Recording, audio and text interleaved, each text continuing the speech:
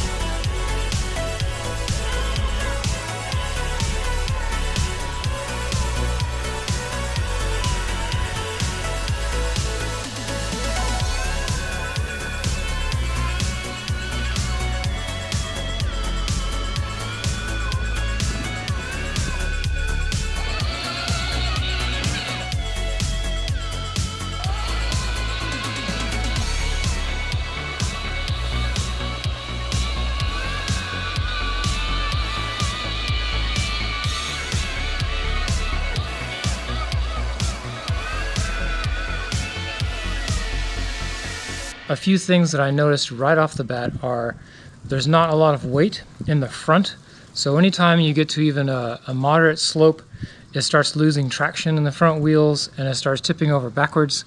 But I think we can remedy that pretty easily with some brass weights in the wheels, or just put some extra weight under the hood in the front. That'll make it a much better crawler.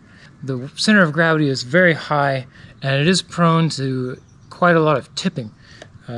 If you get up on a slope a little sideways, or you're turning around a little a hill trying to go around an obstacle, it might just roll over. Maybe to fix that, we could put some spacers on the wheels, or just additional mass towards the center of gravity. There's a few things we could do for that, but overall, one of the most fun parts about this is, even though it's not as capable as high-dollar crawlers, you can still drive to its limitations. It almost forces you to drive a little bit better, and doing that is actually pretty fun. Totally worth it, really fun little crawler. I'm going to take it and disassemble it and do some painting and do some cool customization to it to make it look old and beat up. Totally worth it though. So I really like the WPL C74 Suzuki Jimny. Very cool.